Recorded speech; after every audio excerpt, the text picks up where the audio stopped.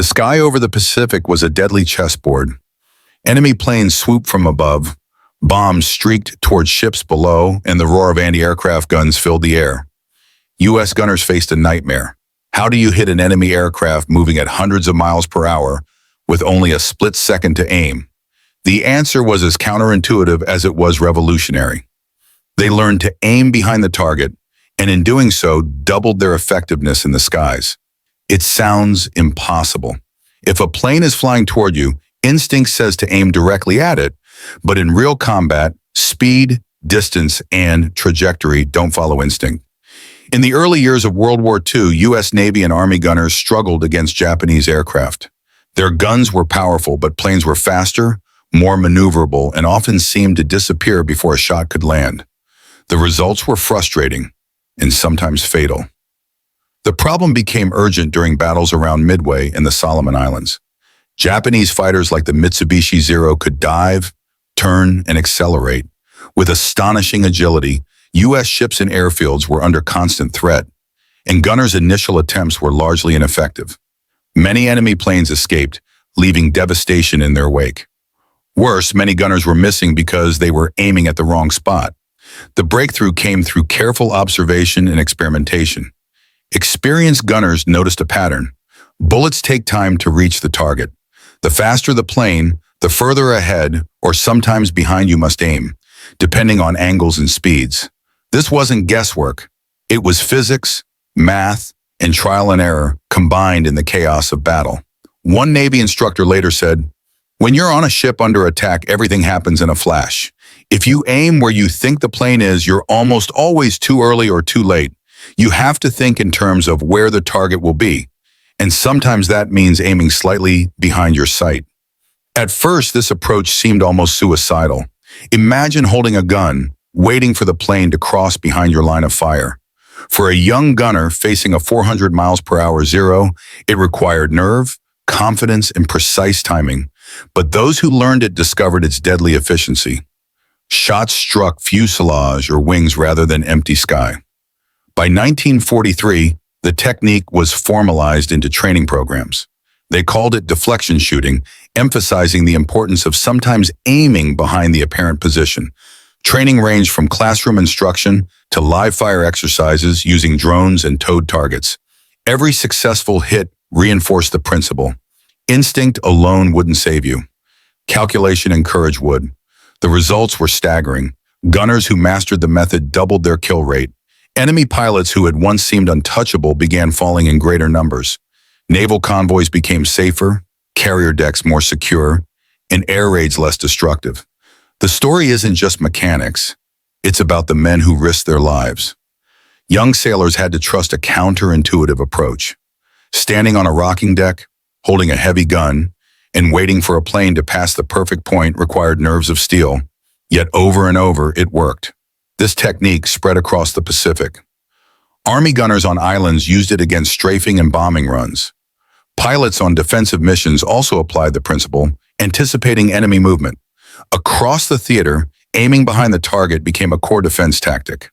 What made it remarkable was the mix of science and intuition. Early in the war, gunners had no computers or fire control systems. They relied on training, experience, and split-second judgment. Each shot required mental calculation of speed, distance, and trajectory. They became living targeting computers. Reacting faster than any machine of the era, survivors recalled moments when dive bombers streaked toward their ships. Holding fire until the exact moment behind the path, they squeezed the trigger and planes exploded just feet above the deck. That decision saved dozens of sailors and proved the method's efficiency. By the end of the war, countless planes had been down thanks to this approach. It wasn't a trick. It was a revolution in anti-aircraft tactics. Combined with radar, coordinated fire, and continuous innovation, aiming behind the target made U.S. naval gunners deadly marksmen. This story captures the essence of World War II at sea. Rapid adaptation, bravery under fire, and ordinary men doing extraordinary things. What seemed a small detail, adjusting aim behind the plane, became a life-saving, war-changing method. Behind every successful hit were young gunners whose lives depended on split-second decisions and total trust in their training. After the breakthrough of aiming behind the target, U.S. gunners began intensive training programs to master this counterintuitive technique. On board ships and at island bases, instructors emphasized that instinct alone could no longer guide a successful shot. They developed deflection shooting drills, where gunners would track moving targets across simulated skies, learning to anticipate speed, angle, and distance. Classroom instruction was combined with live fire exercises using towed targets and early mechanical drones, providing realistic practice that could save lives in real combat. The technique required a combination of mental calculation and physical precision. Gunners had to consider the velocity of enemy planes, their own ship's movement, wind, and even the vibration of the deck beneath their feet. It was an exacting science, but when executed correctly, it turned ordinary sailors into lethal marksmen. Veteran instructors often told their trainees that this method was less about instinct and more about calculated timing, teaching them to predict where the target would be rather than where it appeared. This focus on anticipation transformed the mindset of every gunner on U.S. ships, making them proactive defenders instead of reactive shooters. During early campaigns in the Solomon Islands and Guadalcanal, gunners first applied these methods in combat conditions. On small destroyers, sailors would face low-flying Zeros attacking at high speed. By aiming behind the target, many gunners were able to strike wings or fuselages before the planes could release bombs or machine gun fire. Reports from these battles consistently noted a dramatic increase in aircraft downed compared to previous engagements. It wasn't just numbers. Morale improved significantly among crews who felt they finally had control over the chaos around them. The success of these tactics spread rapidly through the Pacific theater. Larger ships like cruisers and aircraft carriers integrated deflection shooting into standard operating procedures. Radar operators and spotters provided gunners with real-time information about approaching enemy aircraft, enabling even greater accuracy. On carriers, defensive gunners became synchronized, coordinating overlapping fields of fire. This coordination amplified the effect of aiming behind the target, creating deadly crossfire zones that left Japanese pilots struggling to evade. Individual stories illustrate the power of this method. One young gunner aboard the USS Enterprise recalled spotting a formation of dive bombers approaching his ship. Using the technique, he waited until the precise moment to fire behind the aircraft's projected path. Within seconds, 2 planes went down before they could release their bombs. Similar accounts came from island air bases, where Army gunners protecting runways successfully intercepted enemy strafing runs, preventing critical damage to aircraft and infrastructure. The introduction of this technique also influenced aerial tactics. Fighter pilots accompanying convoys or defending island positions adjusted their approaches to complement the gunner's strategy. By flying predictable paths that allowed coordinated firing, pilots and gunners together created a network of lethal precision. This teamwork further increased the effectiveness of defensive operations across the Pacific. The human factor remained critical. Even with training and coordination, each gunner faced extreme danger. A single miscalculation could be fatal, either from enemy fire or from missing a critical target. Yet those who mastered the method often described a sense of empowerment. They were no longer passive victims under attack, but active participants controlling the battlefield with skill and precision. Technological aids, though primitive by modern standards, enhanced these efforts. Early radar, optical rangefinders, and gun directors helped gunners calculate the correct lead for moving targets. However, the most important element remained the individual gunner's understanding of trajectory, speed, and timing. Ships became integrated defensive systems, with human skill augmented by technology, creating a combination that Japanese pilots found increasingly difficult to counter. The results were clear. Convoys protected by well-trained gunners suffered fewer losses. Aircraft carriers maintained higher operational capacity. The Japanese Air Force began losing experienced pilots at an alarming rate. These victories, while measured in destroyed planes, also represented the preservation of vital supply lines and operational momentum in the Pacific campaign. By 1944, aiming behind the target was no longer an experimental technique. It became part of standard gunnery manuals, taught to every new recruit. The discipline required to execute the method effectively instilled confidence in crews and contributed directly to U.S. naval dominance in the theater. The development of this technique also exemplified a broader lesson from World War II: adaptability under pressure. Faced with faster, more agile enemy aircraft, U.S. gunners did not rely solely on brute force or existing doctrine. Instead, they observed, analyzed, and innovated in the heat of battle. The combination of training, mental calculation, and courage turned a simple adjustment in aiming into a decisive tactical advantage. Across countless naval engagements, from small destroyers to massive carriers, the aim-behind method became a cornerstone of defensive strategy. Ships that had once been vulnerable to strafing and bombing runs now had a system that significantly increased survival odds. Individual gunners' successes accumulated, shifting the balance of power in countless encounters.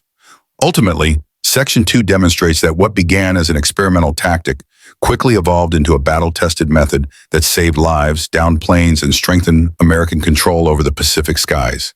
It wasn't just about shooting accurately, it was about foresight, calculation, and courage, all working together in a high-stakes environment where the smallest error could be catastrophic. By 1944, U.S. gunners had become masters of the aim-behind-the-target technique, and the results were undeniable. Across the Pacific, Japanese pilots who had once struck fear into Allied crews now faced a deadly precision that seemed almost unstoppable. The skill of these gunners transformed naval engagements, turning ships that were previously vulnerable into lethal defensive fortresses. Stories of individual heroism abound. On one destroyer during the Battle of the Philippine Sea, a young sailor recalled facing a squadron of dive bombers hurtling toward his ship at over 300 miles per hour. Following his training, he waited until the perfect moment to fire slightly behind their projected path. 2 planes exploded mid-air, saving his ship from potential disaster. Moments like these were repeated countless times across ships and island bases, each one reinforcing the effectiveness of the technique. The psychological impact on Japanese pilots was significant. Experienced flyers who had survived numerous engagements found themselves confused, disoriented, and increasingly vulnerable.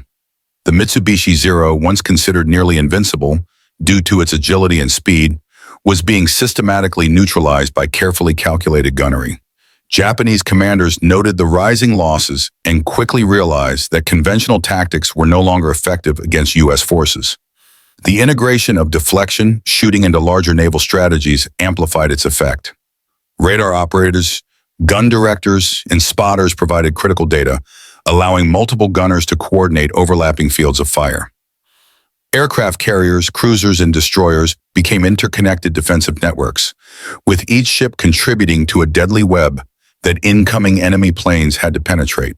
This coordination was often the difference between a convoy being destroyed and reaching its destination safely. Heroic accounts from this period provide vivid insight into the stakes involved. One veteran remembered a kamikaze attack where a plane dove directly toward his destroyer. Trusting his training, he aimed slightly behind the plane's path and fired. The round struck the aircraft moments before impact, preventing massive damage and saving dozens of lives. For gunners, these moments required split-second decision-making, nerves of steel, and absolute trust in the method they had been taught. The widespread adoption of this tactic also reshaped aerial engagements. Fighter pilots coordinating with ship-based gunners learned to predict enemy movement and adjust their attack patterns accordingly. The synergy between naval gunners and pilots created an almost impenetrable defensive environment, making the Japanese Air Force's missions increasingly perilous. Across multiple campaigns, from Guadalcanal to the Marianas, Leyte Gulf, and beyond, the impact of deflection shooting was visible in the significantly reduced losses among Allied ships and the escalating losses suffered by Japanese aircraft. Each successful engagement reinforced the method and contributed to the growing confidence of U.S. crews. Training, experience, and courage came together to create highly effective gunners who were no longer passive targets, but active defenders controlling the battlefield. The human element remained critical. Even with radar and fire control systems, the calculations, timing, and courage of individual gunners were decisive. Young sailors and seasoned veterans alike needed to anticipate enemy movement accurately, remain calm under extreme pressure, and execute their shots precisely. These qualities defined the best gunners of the Pacific theater and underscored the combination of skill and bravery required in naval warfare. The results were not only tactical, but strategic. Convoys carrying troops, equipment, and supplies reached their destinations more safely. Aircraft carriers maintained operational strength, projecting air power across the Pacific without catastrophic losses. Japanese air operations suffered devastating attrition, with many experienced pilots lost, disrupting their strategic plans and weakening their defensive capacity. Deflection shooting also influenced post-war naval doctrine. Lessons learned during the Pacific Campaign inform future gunnery training, emphasizing predictive aiming, anticipation, and coordination between multiple defensive units. The same principles continue to underpin modern naval and aerial defense systems, demonstrating the lasting legacy of these wartime innovations. Beyond tactics, Section 3 highlights the extraordinary bravery and adaptability of ordinary men in extraordinary circumstances. Each gunner faced high-risk situations that demanded courage, precision, and a willingness to embrace counterintuitive strategies. Their successes were not just measured in planes shot down, but in lives saved, missions preserved, and the strategic advantage gained across the Pacific theater. The historical impact of this method cannot be overstated. By dramatically increasing the effectiveness of shipboard gunners, U.S. forces maintained superiority in naval battles, reduced casualties, and ensured the success of major operations that ultimately contributed to the Allied victory in the Pacific, from small destroyers to massive carriers. The combined effect of well-trained gunners, coordinated tactics, and innovative techniques created a defensive system that Japanese forces struggled to overcome. The story of these gunners exemplifies the broader theme of adaptability and ingenuity under pressure during World War II. Faced with faster, more agile enemy aircraft, they innovated, trained, and executed strategies that transformed the battlefield.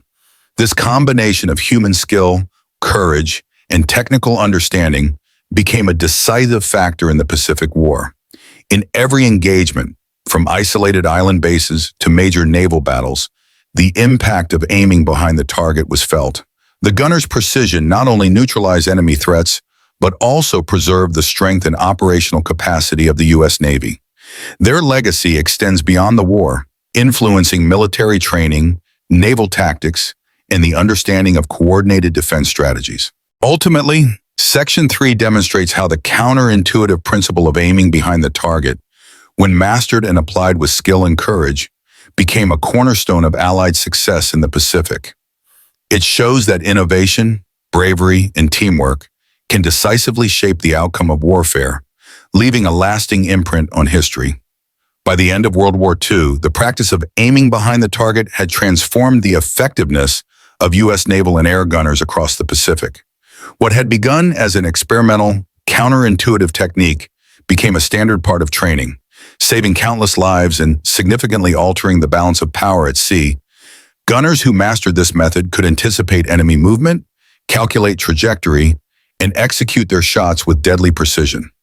Their actions directly contributed to the safety of convoys, the operational readiness of aircraft carriers, and the overall success of Allied campaigns. The human element was as critical as the technique itself. Standing on a ship's deck or an island base, sailors faced the chaos of incoming enemy aircraft, the deafening roar of their own guns, and the constant threat of death. The courage required to trust a method that defied instinct was extraordinary. Those who adapted and applied the principles of deflection shooting became not just defenders but heroes, capable of turning the tide of engagements in moments of intense pressure. The success of this technique also highlights the importance of training, observation, and innovation. Through live-fire drills, classroom lessons, and real combat experience, gunners learned to combine theoretical knowledge with practical skill. They adapted to new aircraft types, different speeds, and evolving enemy tactics, demonstrating the flexibility and resilience that characterized Allied forces throughout the war. Technological aids further enhanced the method's effectiveness. Radar systems, rangefinders, and coordinated fire control allowed gunners to integrate their calculations with real-time data, improving accuracy and increasing the chances of hitting fast-moving targets. Yet, despite these advancements, it was the skill, timing, and courage of individual gunners that remained the deciding factor in engagements. The results of this technique were staggering. Aircraft that had once terrorized Allied ships were increasingly shot down before they could release bombs or fire their guns. Losses among Japanese pilots rose, while Allied ships and airfields suffered fewer casualties. Convoys reached their destinations more safely, enabling strategic offensives and contributing directly to the overall success of the Pacific campaign. Beyond immediate tactical gains, aiming behind the target left a lasting legacy. Post-war naval training incorporated the lessons learned, emphasizing predictive aiming, teamwork, and rapid decision-making under pressure. Modern gunnery and aerial defense systems continue to reflect the principles first proven during World War II, demonstrating how innovation in one era can shape military doctrine for decades to come. The psychological impact on gunners and sailors also cannot be overstated. Mastering a technique that required both calculation and courage fostered confidence, discipline, and resilience. Veterans often reflected on how these lessons influenced their lives long after the war, highlighting the broader human significance of what might otherwise seem like a technical adjustment. Furthermore, the coordination between gunners, radar operators, and pilots exemplifies the power of teamwork under extreme conditions. Ships became integrated defensive networks, each component complementing the others, creating a system in which individual skill multiplied into overwhelming effectiveness. This cooperation not only increased the number of enemy planes destroyed, but also demonstrated the importance of strategy and planning in achieving operational success. Historical accounts from surviving gunners underscore the dramatic impact of this approach. They describe moments when enemy aircraft were destroyed within feet of the ship's deck, when lives were saved through precise calculations, and when entire missions succeeded because a single gunner made the right decision at the right time. These stories illustrate that war is as much about human judgment, courage, and adaptability as it is about technology and firepower. Ultimately, the story of aiming behind the target captures the essence of innovation under pressure. Faced with a highly skilled and aggressive enemy, U.S. gunners observed, experimented, and developed a method that defied instinct, yet produced remarkable results. The technique doubled kill rates, protected ships and personnel, and contributed to strategic victories across the Pacific. It stands as a testament to human ingenuity, courage, and the capacity to adapt in life-or-death situations. The legacy of these gunners endures not only in military history, but also in the principles of leadership, teamwork, and problem-solving. They showed that understanding the problem, trusting knowledge, and applying skill with precision can transform even the most dangerous situations into opportunities for success. The lessons learned from aiming behind the target continue to inspire military professionals and historians alike, illustrating how small tactical innovations can have profound operational consequences. In the final analysis, U.S. gunners who learned to aim behind the target did more than shoot down enemy planes. They reshaped naval warfare, saved countless lives, preserved critical supply lines, and contributed decisively to the Allied victory in the Pacific. Their courage, skill, and ingenuity provide enduring lessons in adaptability, precision, and teamwork, qualities that remain vital in warfare and beyond. The story of these men proves that even under extreme pressure, innovation, bravery, and calculated risk-taking can change the course of history, leaving a legacy that continues to resonate more than 70 years later.